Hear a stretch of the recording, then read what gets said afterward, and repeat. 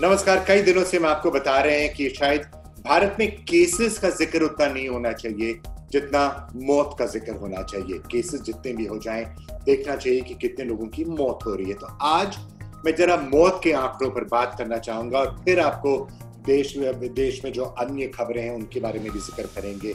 नेपाल के साथ जो हुआ, जो फायरिंग हुई आज सुबह, उसके बारे में भी हम बात करेंगे।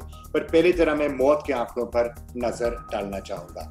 अगर आप कल को देखेंगे तो कल भारत में करीबन 400 लोगों की मौत हुई, जो अब तक के सबसे खराब आंकड़े हैं। 400 लोगों की मौत हुई। अगर आप याद रखें तो सिर्फ 10 दिन पहले दिन में करीब 200 लोग मरते थे, आज कल 400 लोग मरे और करीब वही आंकड़े परसों भी थे।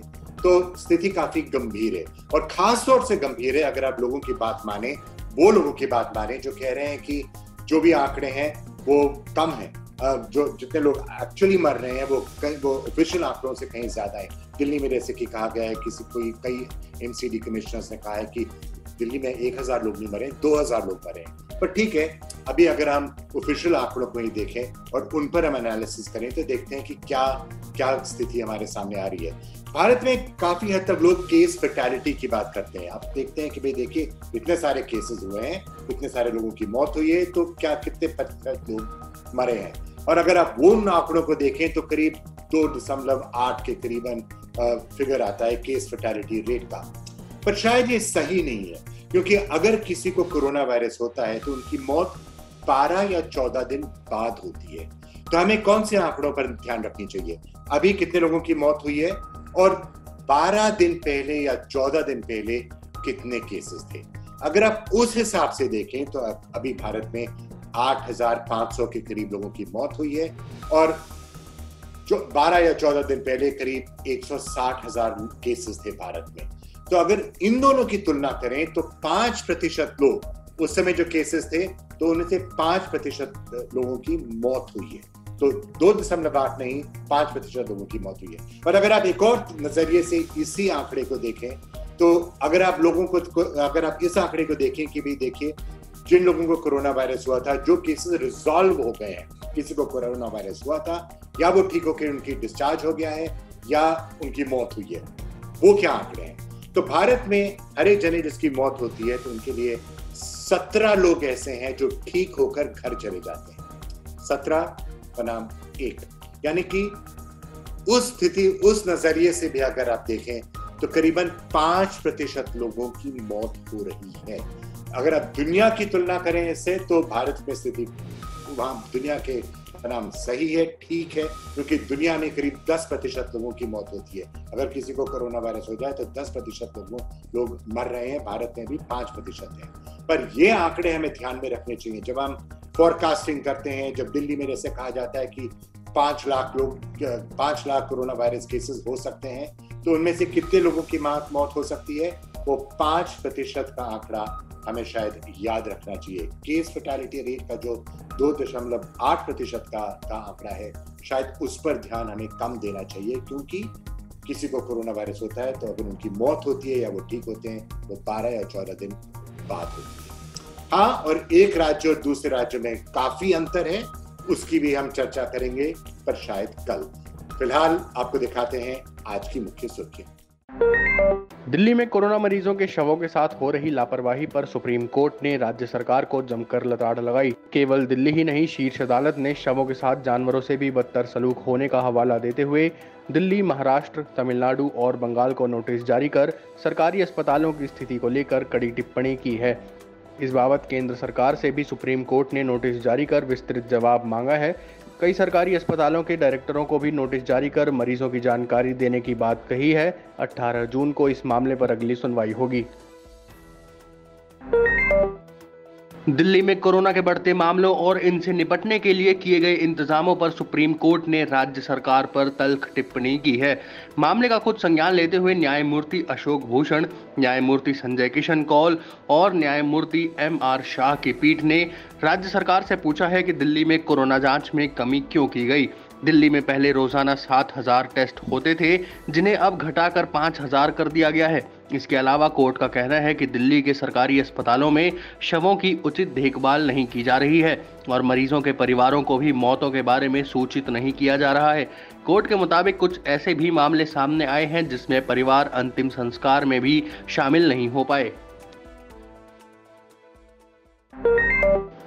उत्तर प्रदेश सरकार ने दावा किया है कि गुरुवार को राज्य में कोरोना के 15,607 सैंपल टेस्ट किए गए और जून तक उसकी तैयारी 20,000 टेस्ट रोजाना करने की है। आंकड़े जारी करते हुए उत्तर प्रदेश के प्रमुख सचिव स्वास्थ्य अमित मोहन प्रसाद ने बताया कि अब तक प्रदेश में 4,19,994 सैंपल अलग अलग प्रयोगशालाओं में टेस्ट किए गए हैं और 7,609 लोग पूरी तरह से ठीक होने के बाद अपने घर लौट चुके हैं। राज्य सरकार के मुताबिक यूपी में कोरोना से रिकवरी रेट 60.31% हो गई है। सरकार को उम्मीद है कि ये जल्द और बढ़ेगा। भारत में कोरोना केस ने पिछले 24 घंटे में नया रिकॉर्ड बनाया है। पहली बार एक दिन में 10,000 से ज्यादा केस सामने आए हैं। देश में पिछले 24 घंटों में कोविड-19 के सबसे ज्यादा 10,956 मामले सामने आए हैं, जबकि 396 मौतें हुई हैं। मौत का आंकड़ा भी अब तक का सबसे बड़ा है।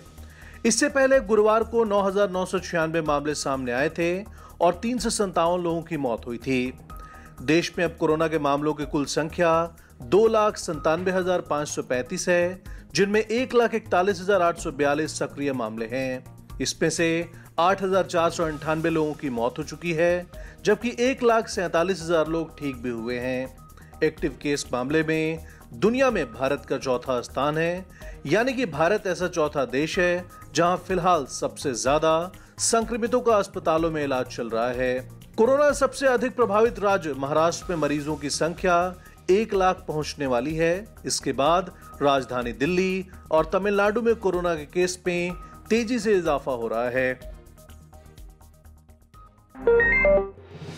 देश में कोरोना संक्रमण के बढ़ते मामले के मद्देनजर अब केंद्र सरकार ने वायरस से सबसे ज्यादा प्रभावित 5 राज्यों को आगाह किया है। द इंडियन एक्सप्रेस की रिपोर्ट के मुताबिक केंद्र सरकार ने महाराष्ट्र, दिल्ली, गुजरात, तमिलनाडु और उत्तर प्रदेश में लगातार बढ़ रहे मामलों को देखते हुए आगाह किया है कि जून से अगस्त के बीच इन राज्यों में आईसीयू और वेंटिलेटर की कमी हो सकती है। इसलिए वो ऐसी स्थिति से निपटने के लिए पहले से हर संभव तैयारी कर ले। कोरोना वायरस संक्रमण के लगातार बढ़ते मामलों के चलते राजधानी में लॉकडाउन बढ़ाने की चर्चा के बीच स्वास्थ्य मंत्री सत्येंद्र जैन ने बड़ा बयान दिया है। शुक्रवार को राज्य के स्वास्थ्य मंत्री सत्येंद्र जैन ने कहा कि दिल्ली में लॉकडाउन को नहीं बढ़ाया जाएगा। अब इस बयान के बाद इस बात पर विराम लग गया है कि दिल्ली में लॉकडाउन बढ़ाने की दिल्ली सरकार की कोई योजना है। बता दें कि पिछले एक हफ्ते से दिल्ली में हर रोज 1,000 से अधिक मामले सामने आ रहे हैं। गुरुवार को तो दिल्ली में 1800 से ज्यादा रिकॉर्ड केस आए। खबरें ये आ रही थी कि शायद देश के कुछ शहरों में फिर से लॉकडाउन लागू किया जाएगा, लेकिन सत्येंद्र जैन के बयान ने इस पर विराम लगा दिया। नहीं, लॉकडाउन बिल्कुल नहीं बढ़ाया। पंजाब में बढ़ रहे कोरोना वायरस के मामले को देखते हुए सरकार ने सख्त कदम उठाया है। पंजाब सरकार ने वीकेंड और पब्लिक हॉलिडे के दिन कड़ा लॉकडाउन लागू करने का आदेश दिया है। केवल ई पास वालों को ही आने जाने की अनुमति दी जाएगी। ई पास कोआ ऐप से निकाले जा सकेंगे, यानी कि शनिवार और रविवार सरकारी अवकाश पर दुकानें नहीं खोली जाएंगी। इसके अलावा इन दिनों में राज्य में ट्रांसपोर्टेशन पर भी रोक लगा दी गई है। इसके साथ साथ दिल्ली एनसीआर से आने वालों पर सख्ती बरते जाने के भी निर्देश दिए गए हैं। पंजाब में कोरोना के कम्युनिटी ट्रांसमिशन की आशंका को देखते हुए पंजाब के मुख्यमंत्री कैप्टन अमरिंदर सिंह ने गुरुवार को यह आदेश जारी किया है। महाराष्ट्र में कोरोना वायरस का कहर बढ़ता ही जा रहा है। राज्य में एक और कैबिनेट मंत्री के कोरोना पॉजिटिव पाए जाने की खबर सामने आई है। इसके साथ ही मंत्री के स्टाफ के 5 लोग संक्रमित पाए गए हैं। इन सभी लोगों की जांच गुरुवार को हुई थी। वरिष्ठ एनसीपी नेता और महाराष्ट्र में उद्धव ठाकरे सरकार में कैबिनेट मंत्री धनंजय मुंडे कोरोना वायरस से संक्रमित पाए गए हैं। इस तरह मुंडे ठाकरे सरकार में संक्रमित होने वाले तीसरे मंत्री हो गए हैं। इससे पहले महाराष्ट्र के आवास मंत्री जितेंद्र आव्हाड पिछले दिनों कोरोना वायरस से संक्रमित हो गए थे। वहीं 24 मई को कांग्रेस पार्टी के नेता जो राज्य सरकार में मंत्री हैं, वह भी कोरोना पॉजिटिव पाए गए थे। महाराष्ट्र के मुख्यमंत्री उद्धव ठाकरे ने चेतावनी दी है कि अगर नियमों का पालन नहीं किया गया तो फिर से महाराष्ट्र में लॉकडाउन लागू किया जा सकता है। देश दुनिया में कोरोना वायरस हर बढ़ते दिन के साथ एक नया रिकॉर्ड कायम करते जा रहा है। इसके साथ ही हर दिन एक नया रिसर्च भी सामने आ रहा है। अब मुंबई के साइंटिस्ट ने अपनी रिसर्च में पाया कि गर्म और शुष्क मौसम में कोरोना के सक्रिय रहने की गुंजाइश कम हो जाती है। इस रिसर्च से दुनिया भर में सार्वजनिक स्थानों को संक्रमण मुक्त करने के बेहतर दिशा निर्देश तैयार करने में मदद मिल सकती है। फिजिक्स ऑफ फ्लूइड्स जर्नल में प्रकाशित अध्ययन में कंप्यूटर मॉडल का उपयोग कर यह आकलन किया गया है कि जब कोविड-19 का रोगी खांसता या छींकता है तो अधिक नमी वाले स्थानों पर छोटे कण लंबे समय तक सतहों पर सक्रिय रहते हैं, तो वहीं गर्म स्थानों में किसी सतह पर ये कण जल्द ही निष्क्रिय हो गए। अमेरिकी बायोटेक कंपनी मॉडर्ना इंक ने पुष्टि की है कि वो जुलाई से कोविड-19 वैक्सीन का मानव परीक्षण शुरू कर देगी। कंपनी के मुताबिक वो परीक्षण के अंतिम चरण में काम कर रहे हैं। मॉडर्ना 30,000 वॉलंटियर्स पर इस मोस्ट अवेटेड कोविड-19 वैक्सीन का ट्रायल करेगी, जिसका मुख्य उद्देश्य संक्रमित के शरीर में कोरोना वायरस के प्रभाव को रोकना होगा। कंपनी ने अपने प्रयोग के लिए 100 माइक्रोग्राम डोज का चयन किया है। परीक्षण सफल रहने पर कंपनी का लक्ष्य हर साल 50 करोड़ डोज बनाने का है। इसके अलावा कंपनी स्विस दवा निर्माता लोंजा के साथ रणनीतिक सहयोग में भी काम कर रही है। कोरोना संकट के बीच कांग्रेस नेता राहुल गांधी ने शुक्रवार को अमेरिका के पूर्व विदेश उप मंत्री निकोलस बर्न्स से बातचीत की। दोनों ने इस दौरान दुनिया में इस वक्त के माहौल, कोरोना संकट, लॉकडाउन और लोकतंत्र समेत कई मुद्दों पर चर्चा की। महामारी को लेकर बर्न्स ने कहा कि हमें दुनिया को संरक्षित करने के लिए कोरोना के खिलाफ एकजुट होकर काम करना होगा। लोगों को ये उम्मीद देनी होगी कि एक सरकार के तौर पर कोरोना के खिलाफ हम उनकी मदद कर सकते हैं। उन्होंने कहा कि सोशल डिस्टेंसिंग, मास्क जरूरी है, लेकिन अमेरिका में लोग अब लापरवाह हो रहे हैं। इस दौरान राहुल ने कहा कि पहले के मुकाबले दोनों देशों में सहिष्णुता की कमी हो गई है, जिसके जवाब में बर्न्स ने अश्वेत जॉर्ज फ्लॉयड की मौत का जिक्र करते हुए कहा कि विभाजन वास्तव में देश को कमजोर करता है। यहाँ लोगों को अफ्रीकी और अमेरिकियों में बांटा जाता है, तो भारत में धर्म के आधार पर बांटा जाता है। भारत और नेपाल के बीच जारी सीमा विवाद के बीच शुक्रवार को अहम खबर सामने आई है। नेपाल की तरफ से बिहार के जानकी नगर बॉर्डर पर फायरिंग हुई। जानकी नगर बॉर्डर बिहार के सीतामढ़ी जिले में आता है। भारत नेपाल सीमा पर नेपाल पुलिस की ओर से जबरदस्त फायरिंग की गई है। फायरिंग की इस घटना में जहां 3 भारतीयों को गोली लगी है, वहीं एक शख्स की मौत भी हो गई है। गोली लगने से घायल होने वाले में से दोनों की हालत फिलहाल नाजुक बताई जा रही है। बता दें कि भारत और नेपाल के बीच सीमा को लेकर विवाद चल रहा है। नेपाली संसद ने इसको लेकर एक प्रस्ताव भी पारित किया है, जिसमें भारत के कई सीमावर्ती हिस्सों को नेपाल का बताया गया है। इसको लेकर दोनों देशों के बीच तनाव है।